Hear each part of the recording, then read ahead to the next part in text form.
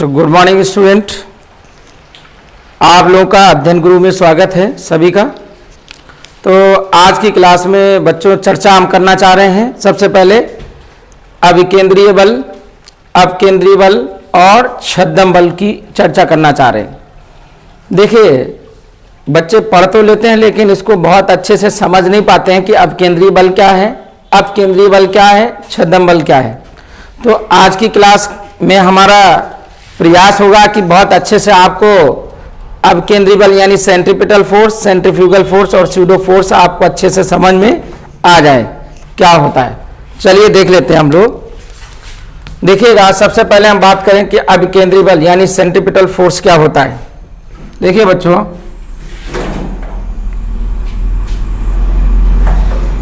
यहां पे आप अच्छे से समझिएगा कि मान लो सपोज कोई एक बॉडी है, एक कोई वस्तु है, यहां से यहां मूव करती है, गति करती है। सबसे पहले मैं आपको यह बताना चाहूंगा कि वृत्तीय गति क्या होती है। जब कोई कण किसी वृत्तीय पथ पर अचर चाल से गति करता है, क्या मैंने यहां पे बोला? अचर चाल। इस बात को आप समझिएगा, अचर चाल क्या होगा यानी कांस्टेंट स्पीड। क्या मैं बताना चाह रहा हूं बच्चों कि जब कोई पार्टिकल यानी किसी सर्कुलर पाथ पर मूव करता है कांस्टेंट स्पीड के साथ, मान लो यहां यहां यहां हर जगह कांस्टेंट स्पीड बनाए रखता है, लेकिन कांस्टेंट स्पीड तो है। क्या बताओ, जब पार्टिकल यहां पर है तो इसका डायरेक्शन क्या होगा? इधर होगा। इसका डायरेक्शन क्या होगा? इधर होगा। तो अगर यहां पार्टिकल आ गया तो इसका डायरेक्शन क्या होगा? इधर होगा। और यहां पे पार्टिकल हुआ तो इसका डायरेक्शन क्या हुआ? इधर हो गया। और यहां पे हुआ तो इधर हुआ। मतलब क्या हुआ कि हर समय पार्टिकल का डायरेक्शन बदलता रहता है। राइट? कोई कंफ्यूजन इसमें? क्या मैं बताना चाहूं कि हर समय पर डायरेक्शन क्या होता है? बदलता रहता है। अच्छा, अब ये बताओ, जो वेग है ना, वेग किससे मिलता है बेटा? चाल प्लस दिशा से मिलता है। समझ में आया? यानी वेलोसिटी जो मिलती है, इंग्लिश में बोले तो velocity is equal to speed plus direction से मिलती है। क्लियर? किससे मिलती है? वेलोसिटी जो मिलती है हमको स्पीड और डायरेक्शन से मिलती है। तो अच्छा मुझे बताओ, अगर इसमें स्पीड फिक्स रहेगी लेकिन डायरेक्शन तो बदल रहा है, तो यहां पर आप देखेंगे वेलोसिटी मान लेते हैं v1 और यहां पर वेलोसिटी क्या हो जाएगी? v2 हो जाएगी। ये वेक्टर लगा देंगे। तो क्या बताओ, यहां से यहां आने में कुछ समय लगेगा और मान लो इसमें समय लगा delta T, change in time कितना लगा? Delta t. तो यहां पर चेंज इन वेलोसिटी क्या होगी? डेल्टा वी होगी। क्लियर हुई बात की नहीं? तो इसका मतलब ये हुआ कि टाइम के रिस्पेक्ट में चेंज इन वेलोसिटी आ गई। समझ में आया?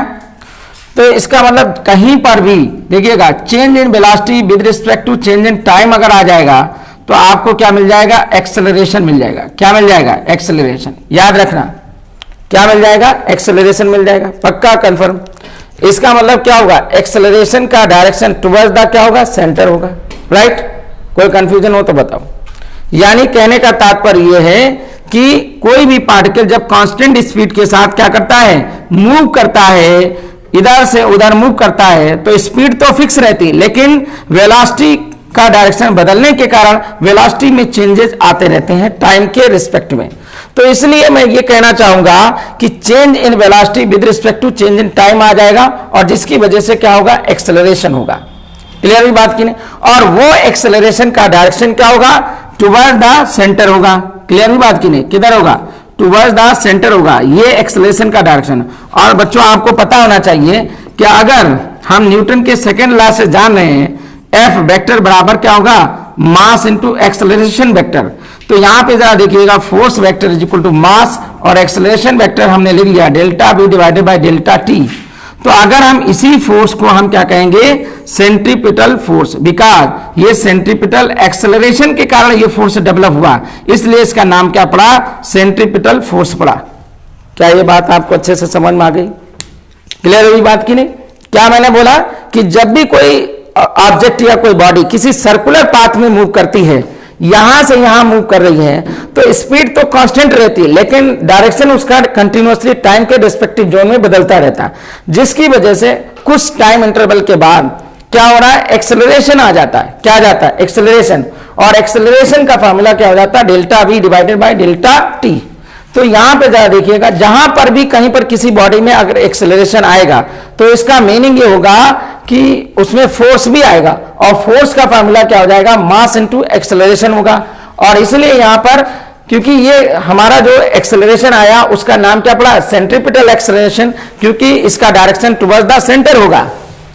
इस टाइप का एक्सेलरेशन का डायरेक्शन क्या होगा, टुवर्ड्स द सेंटर होगा। इसलिए यहां पे जो फोर्स डेवलप होगा वो भी क्या कहलाएगा, सेंट्रीपिटल फोर्स कहलाएगा। और इसलिए सेंट्रीपिटल फोर्स का फॉर्मूला क्या हो जाएगा, m is equal to delta b vector divided by delta t vector. Right, इसमें किसी टाइप्स का कोई कंफ्यूजन हो तो बताओ।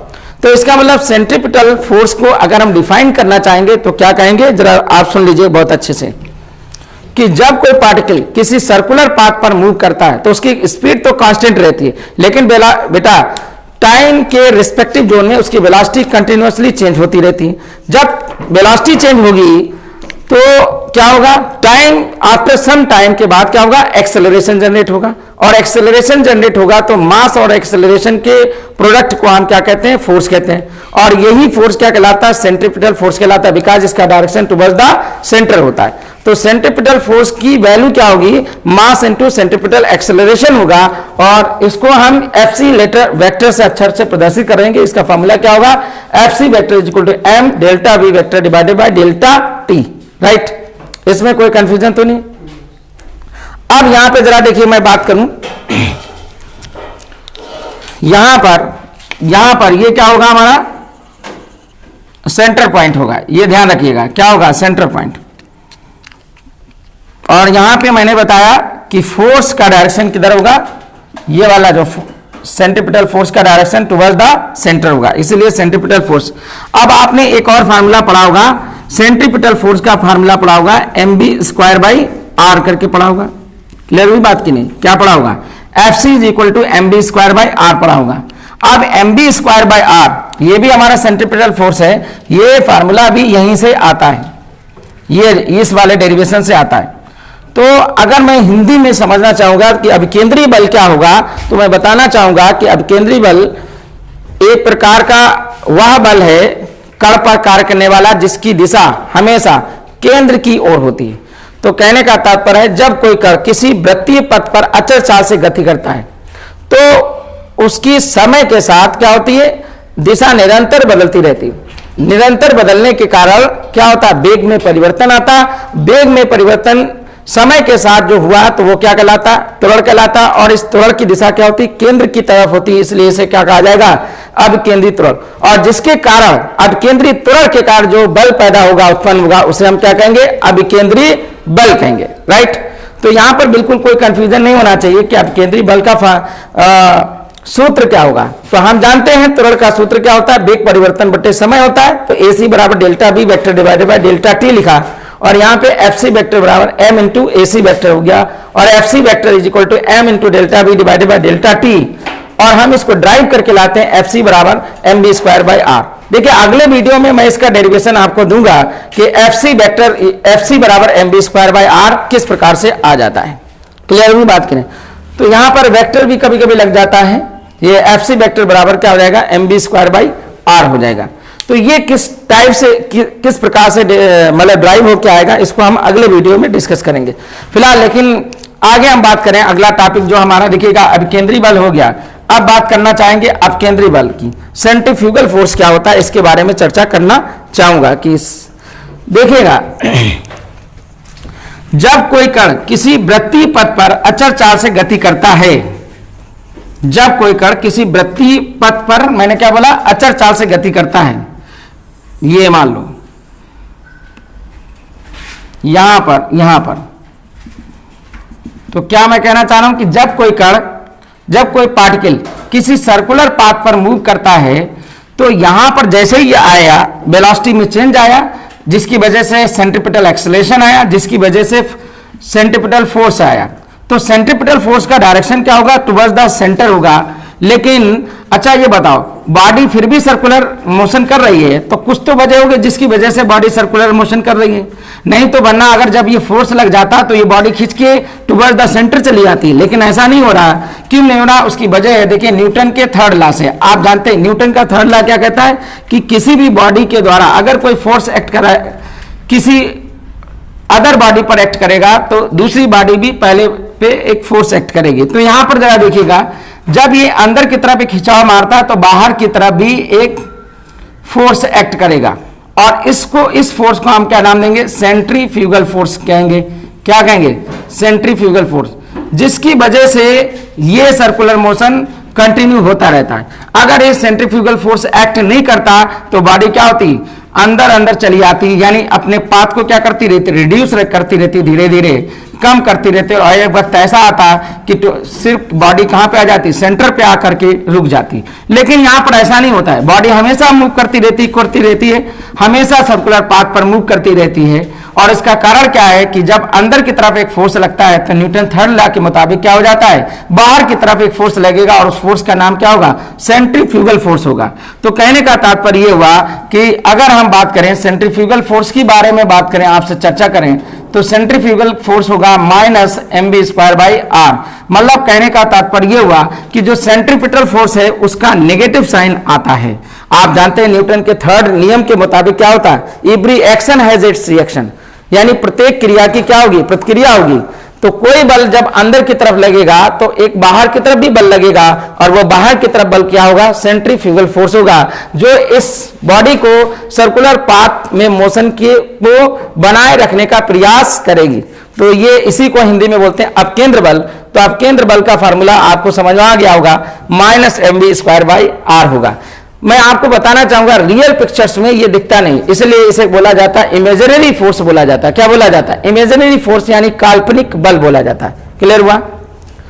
तो यहीं पर एक हमने और एक फोर्स के बारे में आपसे चर्चा की, स्यूडो फोर्स क्या होता है इसके बारे में भी जान लेते हैं। ठीक है, जिसे हिंदी में हमने क्या बोला था? छद्म बल क्या होता है। ठीक, देखिएगा, आप कभी ना तो कभी आप बस पर बैठे होंगे और कहीं की आपने जर्नी की होगी। तो जैसे मान लो सपोज ये बस है और आप किसी पाथ पर जा रहे हैं। मान लो सपोज आप कानपुर से लखनऊ जा रहे हैं। सडनली अचानक क्या होता है, इस पाथ के ऊपर एकदम से बाइक वाला आ जाता है, सडनली अचानक। और जैसे ये बाइक वाला आता है तो तुरंत यहां पर जो बैठा हुआ ड्राइवर है वो क्या कर रहा होता है? गाड़ी को, यानी जो बस है उसको रोकने का प्रयास करता है, यानी पैडल के ऊपर फोर्स लगाता है, ब्रेक लगाता है, अप्लाई करता है, और गाड़ी क्या कर रुक जाती। अब यहां पर जो बैठे हुए जो लोग हैं तो उनकी जैसे ही ये फोर्स लगाता है, अब देखिए होगा क्या, घटना यहां पर होगी क्या कि मान लो सपोज दैट ये कोई हमारा ऑब्जेक्ट बस के रूफ के सरफेस से लटक रहा था, ऐसे धागे से लटक रहा था, जिसको हम लोग पकड़ते हैं ना, तो वो लटक रहा था। अब जैसे ब्रेक लगती है तो ब्रेक लगने पर क्या होगा ये बताओ, पीछे की तरफ जाएगा या आगे की तरफ जाएगा? तो सोचने वाली बात है कि जैसे ही ब्रेक लगेगी तो यानी बस रुकेगी तो ये क्या होगा, ये पीछे की तरफ भागेगा।